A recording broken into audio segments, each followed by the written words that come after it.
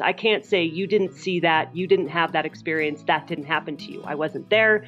I don't know what they saw, but they clearly saw or experienced something that changed their perspective on the natural world and on this creature. This is the Adventure Sports Podcast, where we talk to athletes, adventurers, and business owners from around the world of adventure sports. Whether you're climbing Mount Everest, starting a bike shop, or getting up off your couch to take your kids hiking for the first time, we want you to have the motivation and inspiration you need to chase that next adventure. The Adventure Sports Podcast is brought to you by Camp Crate, the leaders in fully planned, self-guided backpacking adventures, as well as backpacking gear rental. You can check them out at campcrate.net. Before I knew better, I used to carry cans of food into the backcountry like a doofus. Obviously, I don't do that anymore. I use freeze-dried food, and I really only use Peak Refuel. The best backpacking food, the best freeze-dried food in the world. And if you keep listening to the episode, I can show you how to save 20% off an order if you want some. I know what you're thinking. Looking for Bigfoot? That's an adventure sport? Yeah, we're kind of getting outside the world of adventure sport. But it was a very, very interesting story that we stumbled across with a podcast series called Wild Thing. And it's produced and recorded by Grover Krantz, a former NPR producer and editor. And the recording itself, I, like an idiot, forgot to press record about a minute and a half into the interview. That's like 3 times I've done that now. But anyway, what Laura is saying at the beginning is, which I'll just give you a quick backstory. She's, a reporter, a journalist. She has that kind of mindset.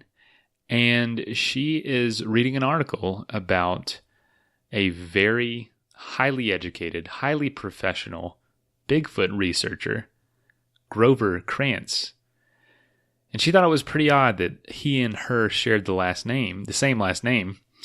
So she did a little more digging and realized that she was related to him and started looking into his life. He had passed away in 2002, but she wanted to learn more about this world of Bigfoot researchers, scientists even, people who you would never expect would be believing in this.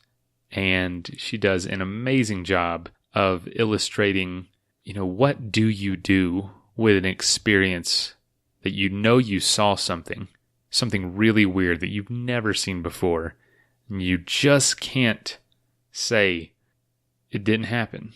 Like, we all have experiences like that, but what do we do with them? Do we explore them? Do we filter them through the scientific method, through science itself, through the laws of physics?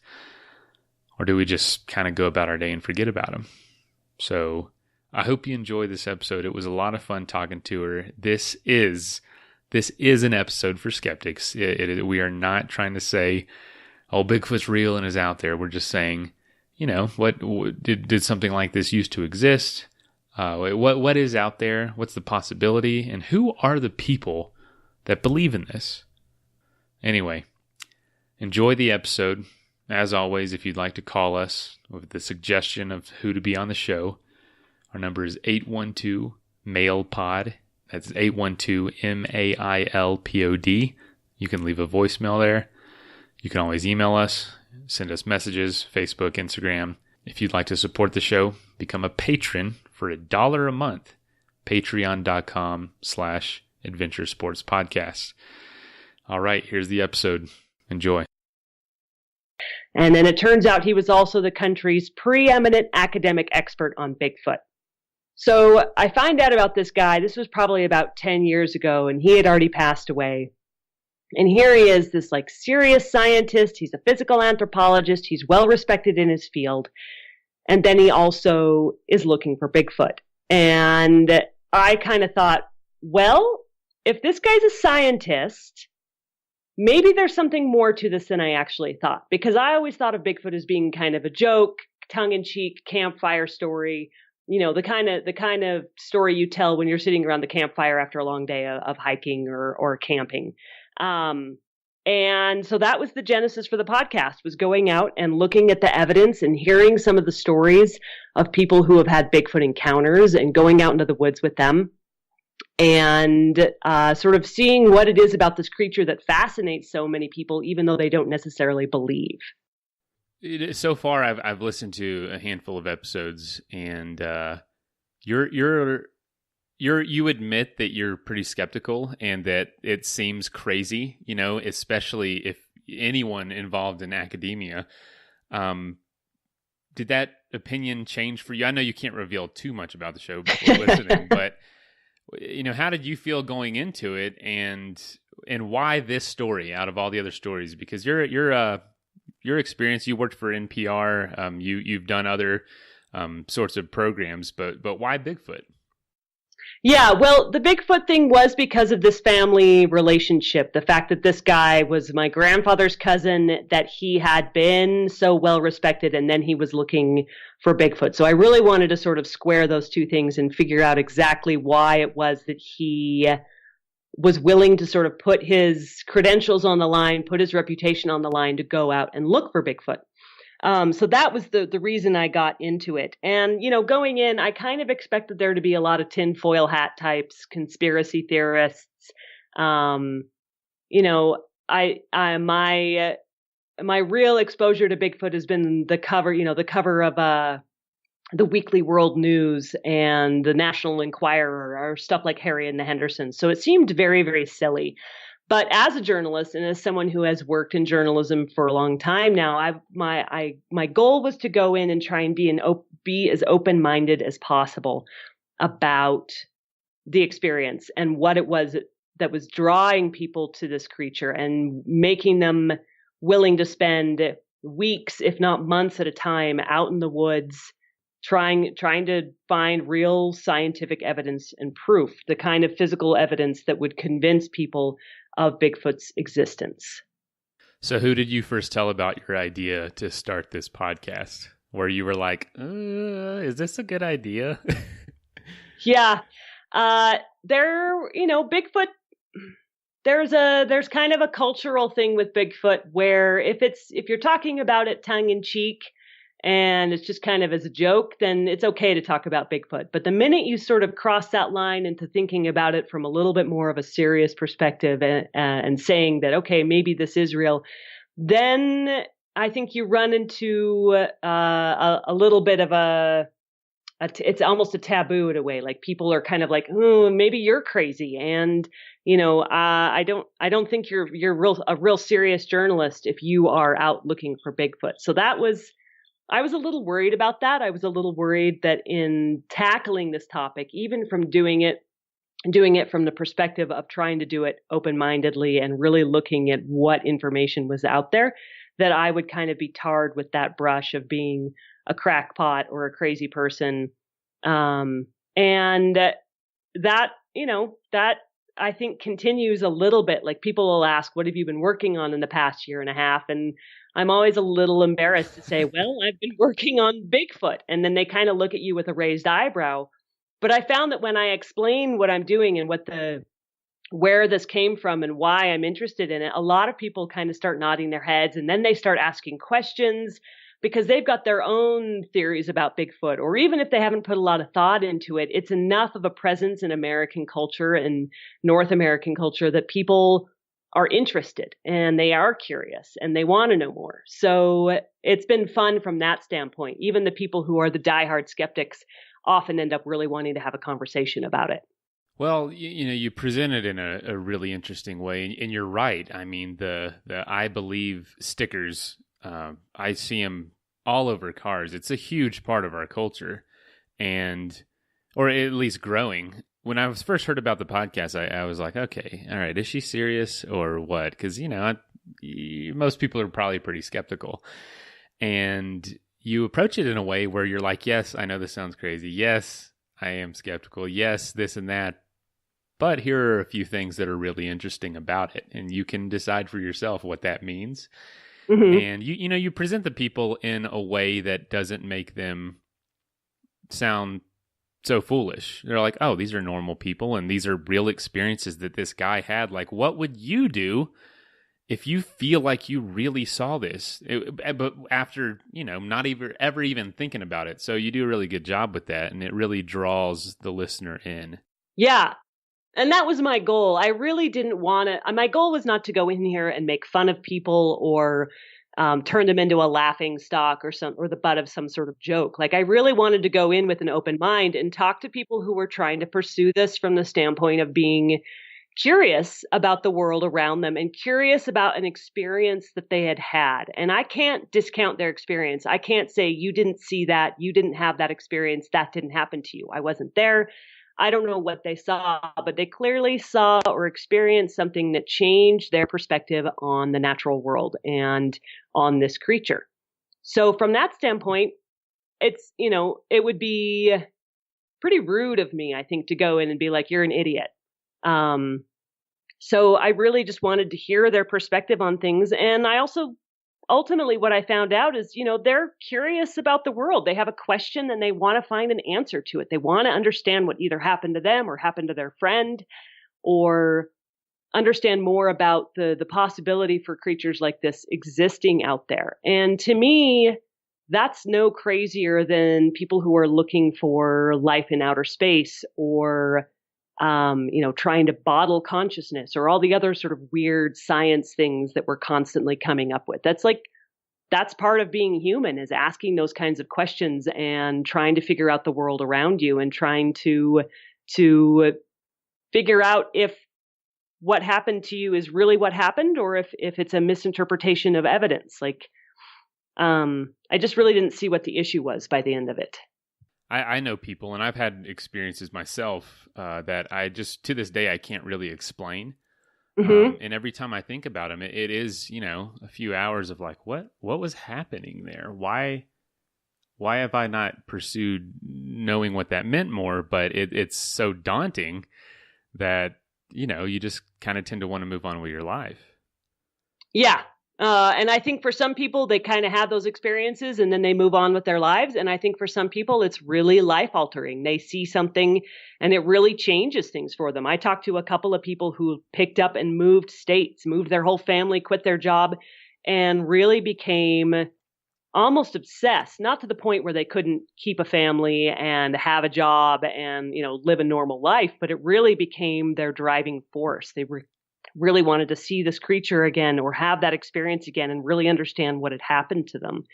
Now, to be fair, I was a little bit selective in the people I talked to, because Grover, this relative of mine, was a scientist and was approaching this from a more scientific standpoint. My feeling was those were the kinds of people that I needed to be talking to in order to pursue this the same way that he might have pursued it. So if someone said that Bigfoot was dropped off by aliens, or Bigfoot exists in another dimension, or Bigfoot travels through time, I tended to steer clear of the sort of paranormal, supernatural, magical Bigfoot, because that to me was that was a bridge too far. That was something that was going to be very hard, A, to prove, and B, I didn't see how that could work. How could this be the only creature in the universe that has those kinds of attributes, whereas every other creature on the planet is pretty well stuck with the biology that it's been given? So I did talk to people who tended to be pretty grounded in the laws of physics and nature and reality. These were people who, and a lot of them were outdoor enthusiasts. They're people who have spent a lot of time backpacking, and in the backcountry. They were people who were working for the Bureau of Land Management or the U.S. Forest Service, and really would be out in the middle of nowhere and have these kinds of experiences that change their perspective on things. But they were people who were familiar with the outdoors, who were familiar with the wildlife in an area, and so they weren't someone who were going to be easily startled by a bear and not be able to recognize what it was. So yeah, like I said at the beginning of the episode, I used to carry cans of food into the backcountry, and I know there's a lot lighter things to do, but there's just a lot of options that aren't good for you or are either too heavy, and that's why I really do use Peak Refuel now.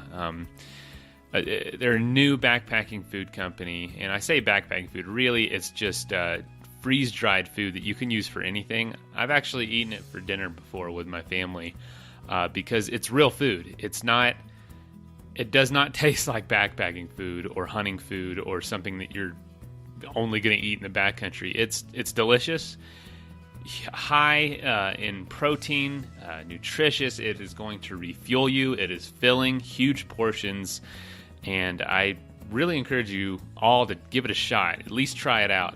And that is peakrefuel.com. And if you want to get 20% off an order, use the code ASP20. And that's capital ASP and then 20. Now, back to the episode. Yeah, one of the biggest proponents of Bigfoot that I knew of growing up was a professor at the University of Florida, a friend of mine's mother. And she didn't teach anything that had to do with that, but she was obviously a very sensible person. And she just almost enjoyed the thought of there being an animal that big out there that we haven't discovered. And she was a believer. I don't think it was much from a scientific standpoint, more of like an entertainment value, but still, they're not all, like you said, aluminum foil, hat wearing UFO searchers. So did seeing those kinds of people who had maybe these inexplicable experiences, as well as maybe just a belief without having any previous experience, did that change your perspective on what you view someone who believes in Bigfoot now? Totally. Yeah. That completely changed my perspective. I mean, there was a couple of people I talked to, one of whom had been with the Bureau of Land Management, the Forest Service, and Fish and Wildlife. He'd worked for all three of these departments in one time or another. Spent a lot of time out in the middle of nowhere in wilderness areas. And his story, he was camping. He was in the backcountry. He thought it was a bear from the get-go. He never even entered his mind that this thing was Bigfoot, but it was behaving so strangely, and the experience was so contrary to any other experience he'd had with a bear, that he just, it really puzzled him. And then after he has this experience where this thing is sort of by his tent and then is throwing things at him and breathing really strangely, he goes back to his back to base camp, or back to the base, the Forest Service outpost that he was sort of working out of, and he mentions this to his boss, and his boss says, "Did you ever consider the fact that it might be Bigfoot?" Because other people had called into the Forest Service and said they'd had similar experiences in this area, and so for John, this guy's name was John Mayanzinski. Bigfoot was not something he'd ever even really thought about. And then his boss made that suggestion, and the pieces kind of fell into place for him. And so to hear his story, someone who still to this day is doing a lot of work for out in wilderness areas, he really, that changed his mind. And he's very soft-spoken. He's not a braggart. He's not out there telling some sort of crazy story to try and get attention. He doesn't really bring it up in polite conversation unless you're asking him specifically about it. So to me, that really makes those stories hard to dismiss. They're too crazy to be just sort of thrown away as just made up stories. So I'm curious, did this experience producing the show make you change the way you view things that other people believe that you might have viewed before as crazy or unscientifically found? Yeah, that is a good question. I hadn't really thought about that, because I would guess some of the other ones might be like Loch Ness Monster or the Yeti or, I don't know, Chupacabra. Or maybe even religiously, I don't know. Like anything that's kind of like, is there any proof for any of that? Yeah, well, and I think that's a hard one to answer, because ultimately, with Bigfoot, there's still that hard evidence doesn't exist, and yet you still have these personal encounters, which are hard to dismiss. So I don't know. That's a really good question. I tend to view religion with a little bit of a skeptical eye, but I think that comes more from sort of what the negative effects that a religion can have on the world at large sometimes. But if people have an experience where they think that they've spoken to God or seen angels, it's I guess it wouldn't be very sporting of me to say you should be open-minded about Bigfoot, but closed-minded about God. That's that's good, because I'm pretty skeptical too when it comes to anything that I can't necessarily can be proven, or at least plenty of evidence for. But I listen to people that I know, specifically your podcast. I listened to it this morning, about 4 episodes, and it's like, man, these people are really good-hearted, sincere, and they have this belief that there is this giant freaking animal in this little peninsula. You know what I mean? That people are always backpacking in, and I was just in Olympic about a month ago, and I mean, it's crazy to think there's like something the size of a gorilla out here, and maybe possibly, I think you mentioned 2,000 of them roaming the earth. So that's wild to me, but I can't dismiss that, these personal experiences these people had. And I wanted to bring up, why did you choose that area? Just because that's where your family member was focusing his attention? Yeah, well, the 2,000 number, I think, is for Bigfoot in general. Bigfoots, big feet. It's more than just the Olympic Peninsula. Yes. Bigfoot has supposedly been sighted in every state but Hawaii, mainly because Bigfoot can't swim that far, supposedly. That is funny you say that, because I just looked up a map of all the Bigfoot sightings, and yeah, it's worldwide. The different variations of Bigfoot, from the Yeti to Sasquatch or whatever. And there were a couple on islands, and I was like, how the heck did he get over there? Yeah. And, I would imagine that there are a fair number of stories out of there that come out of the bottom of a whiskey bottle, as opposed to like an actual experience that's maybe a little sober. Right. But I would say that, it is a little hard to imagine when you think about the number of people out there in the woods with cameras in their pockets, essentially. More and more people are encroaching on these territories, are out hiking in them, are exploring them. And that certainly does lower the possibility of something like this existing, since there hasn't been the kind of conclusive evidence and photographic evidence that would really, settle this matter once and for all. The reason I ended up on the Olympic Peninsula is partially because that's where Grover, my relative, did some of his work, but also because when I went out there, or when I was doing the research on this, I was invited to come look at these giant ground nests. And this timber company owned a bunch of land out adjacent to the Olympic National Forest. And it's private timberland, gated and locked. And a member of the family that owns that land was out doing a timber survey. And he was kind of walking through looking to see which trees they were going to be cutting for the next harvest. And he came across these giant nests. And they were basically 9 feet across. They were ground nests, and they were very intricately woven. They look like birds' nests, like much more... not just like a heap of debris, but sort of deliberately manipulated and put together. And this is a guy who's been out doing this job for decades now, and he hadn't seen anything like it. So he's kind of scratching his head about the whole thing.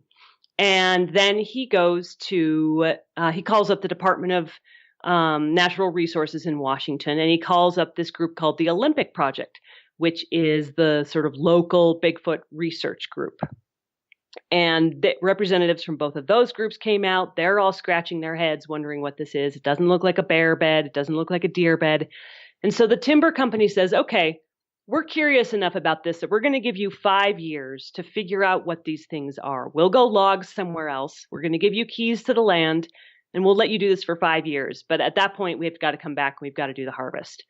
So this was about 3 years ago now. And the Olympic Project sat on these nests for 2 years because the nests had been freshly made. All of the flora in it was fresh. It was green still, had been freshly broken off. And those nests were basically maybe a month old at the most. So they kind of thought, all right, well, whatever made these might be coming back. So they sort of sat on them, not literally, but like sat near them and observed them for a couple of years to see if whatever made them would come back. Nothing did.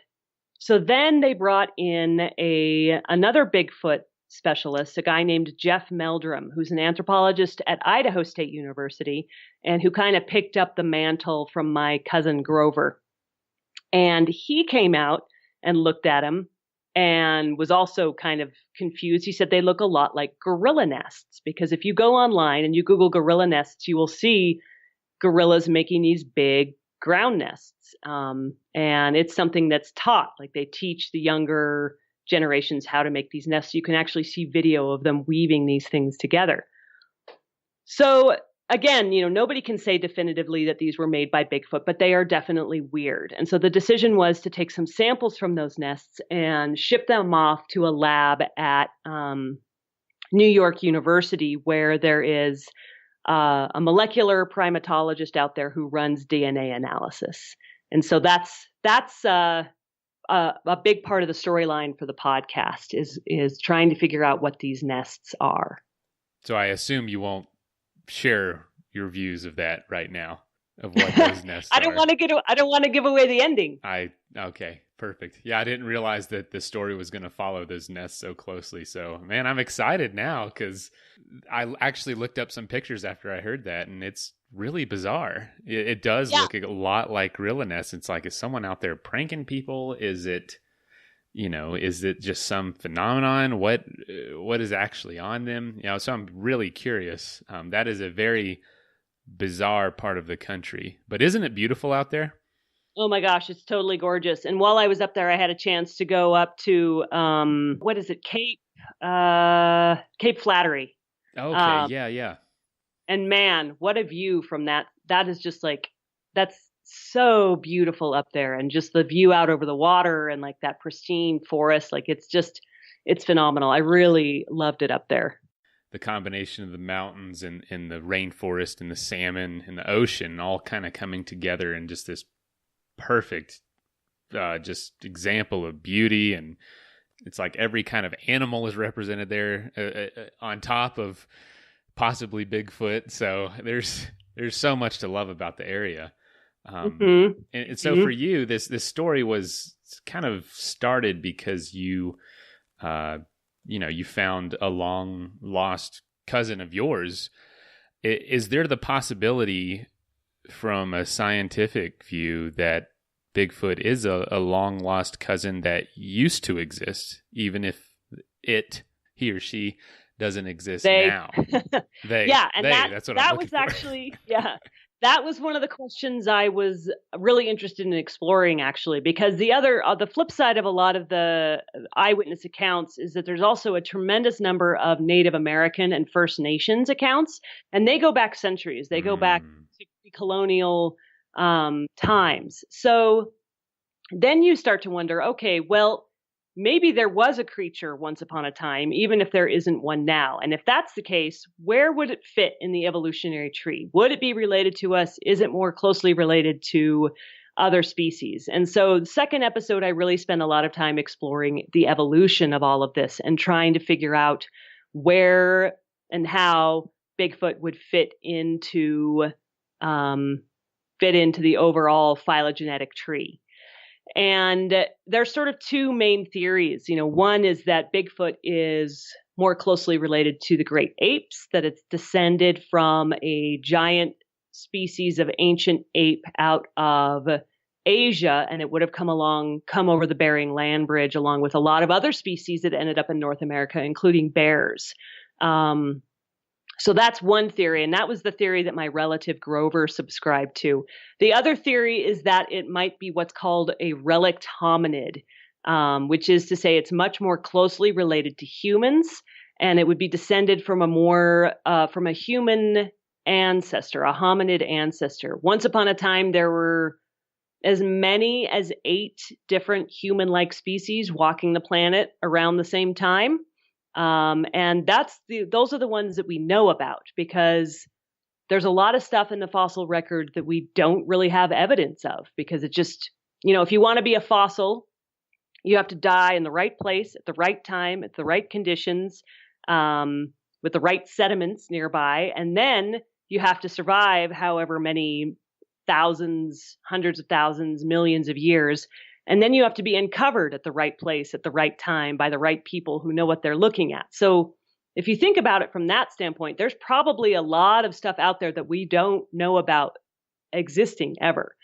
So, Bigfoot could have been, or something like Bigfoot could have been one of them. That's a good point, because my imagination is definitely open to the fact that, oh yeah, this exact animal of what we're picturing as Bigfoot, or very, very similar, could have easily existed at some point. And the fact that, fossils haven't been found. Well, I live right next to Dinosaur Ridge here in Denver, and it's literally a road that they started building and just started uncovering all these skeletons and all these footprints, and now they're all on display, but they stopped the process of building the road because they just were disrupting too many of these fossils, or finding too many. It was taking too long to build just this little road over a ridge. And just, I think last year they were building a police station here, and an entire Triceratops fossilized skeleton was underneath. And so that's amazing. They stopped entire production. It was like one of the most well-preserved specimens ever found, all because they were building a new police station. So you have no idea what's under there. You're totally right about that. Right.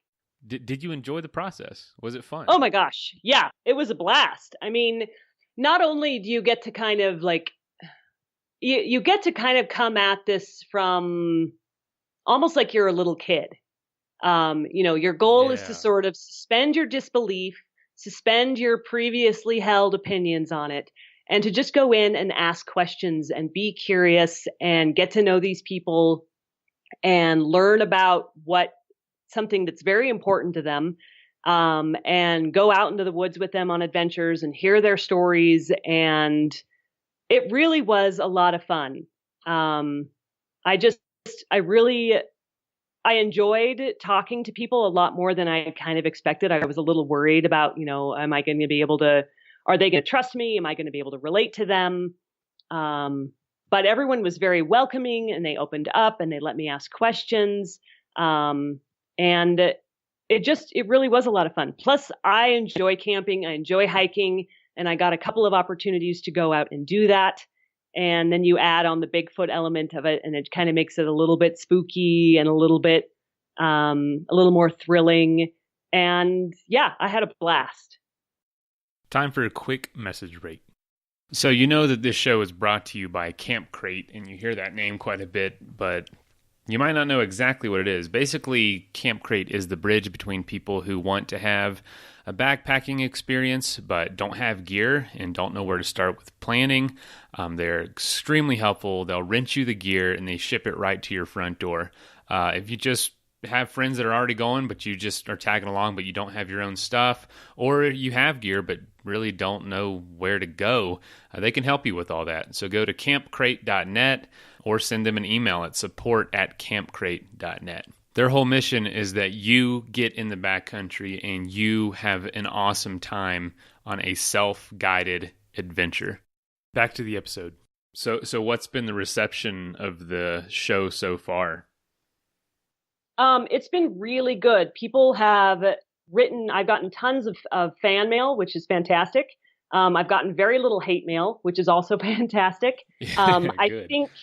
I think for Bigfoot people, people who are already really deep in this world and well versed in it, a lot of what I talked about was kind of old hat. And so I think there was some you haven't told us anything new, but this really wasn't aimed at people who were already in the world of Bigfoot. It was aimed at people like me who hadn't really thought about Bigfoot or just kind of considered it to be something of a joke. And I was surprised at how many people just were really receptive to that. They wrote in, they said I was a complete skeptic. I thought this was silly, but I listened, and now I look over my shoulder when I go hiking. There's Thank you something for fun. Yeah. encouraging anxiety in people as they Yeah. hike. No, I'm just kidding. I think there's something fun about Bigfoot, and even if you don't subscribe to the possibility of it, it's just there's something very compelling about the world being wild enough and unexplored enough still that something like this could be out there. And I think that really tugs at a lot of people's heartstrings. Now, was that your goal? Yes, totally. Congratulations. Yeah, I mean, I want people to go outside to the woods and kind of be looking around corners and be curious about what they're seeing. Like, you know, take your headphones out of your ears, except when you're listening to this podcast. And Yours just as well. yeah, Yeah. both Oh, podcasts. okay. And you know, listen to the sounds of nature and be observant and you know and savor the possibility that something really fascinating and interesting is out there. So with those antennas up out while you're out in, you know, a pretty remote, it's popular, but it's a remote area. And I actually watched a documentary, I think I was in high school. There was a guy that like living full time in the Olympic Peninsula. He'd only come into town like once a year to get, I don't know, some sort of meat that he couldn't get anywhere else. And Toilet paper. Toilet paper or something. Yeah, I don't know. So, I mean, it was really bizarre. And my mother was actually, she told me, she goes, I'm worried that you're going to be like this man at some point. But Nice. so with those antennas up and that level of curiosity, did you discover anything out there that you didn't expect, like a body or just some random stuff or people living anywhere that you didn't expect? I did not find any bodies. I buried some, but I didn't find any. No, I'm just I was kidding. like, holy cow, is that in the show? Yeah, I just confessed to a murder. You know, there was, let's see, there was part, where were we? We were on the same land where the nests had been found, and there was something, I have to think back on this now. There were these trees that had been infested by a fungus. And they were pine trees, and the fungus was like way up in the topmost branches. And what was interesting, and this was sort of behavior that had not been documented before, but raccoons had basically like excavated this fungus and were living in it. And I may not have the details entirely right. It's been a while. It's been quite a bit of time since I was out there, so I'd probably have to go back and look this up. But this was behavior that a number of people who were out there said, you know, we've never seen anything like this with raccoons before. And they really wanted to try and get some scientists out there, but to look at that behavior, you know, the Bigfoot nests aside, these ground nests aside, they wanted someone to look at this too. But I think the association with Bigfoot was making it hard for them to get people out there to check this out. It could very well have been completely normal behavior, just kind of rare because this fungus isn't all that rare. But it's the kind of thing where it's like these people are out looking for Bigfoot. They're out observing stuff in the woods, and then they're seeing other things that are interesting natural behaviors. And I thought that was kind of cool too. Another example of this is there's a guy in Scotland who's decided he wants to run DNA analysis on Loch Ness, not because he thinks that he's going to find the Loch Ness monster, but by doing this DNA analysis on the water and some of the sediments, they think that they might find what kinds of other animals are living in the lake or have lived in the lake, because DNA analysis has now gotten to the point where it's so powerful that they can identify species based on very, very small fragments of DNA, and old ones too. So I thought that was, you know, that's kind of cool. Like you're going out, you're looking for something that may or may not exist, and then you're finding out some really interesting things about the natural world. And honestly, I mean, that's probably the most positive byproduct of this is, you know, bringing people together, getting them outside, hiking, being active, and hopefully not going too crazy trying to find this, but treating it as a pursuit that they can enjoy, kind of like you did. Yeah, Exactly. And I know there are some people who are dumping a lot of time and money and energy into this. Someone I talked to, he said, there are some people who get very obsessed with this. He compared it to gold fever. If I can just find the body, if I can just get that photo, if I can just get this thing that will prove it, and they just get a little bit obsessed. But I think that has less to do with Bigfoot and more to do with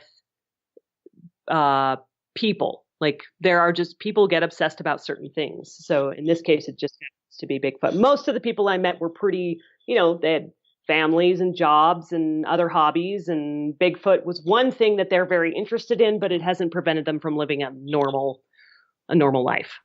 Good. Yeah. And I think so far what I've listened to, you've done a really good job of breaking that down because, we cover adventure sports. We cover everything from climbing Everest to getting off the couch for the first time and to go hiking. And so, obviously with stuff like that, people get really obsessive. People spend their life savings to go climb Mount Everest, which, it's super dangerous. And is it ethically wrong? So it's all this stuff. They neglect their children for it. So we try to stay away from those kinds of people. But finding that balance is really important. So this can be, searching for Bigfoot can be a sport in itself.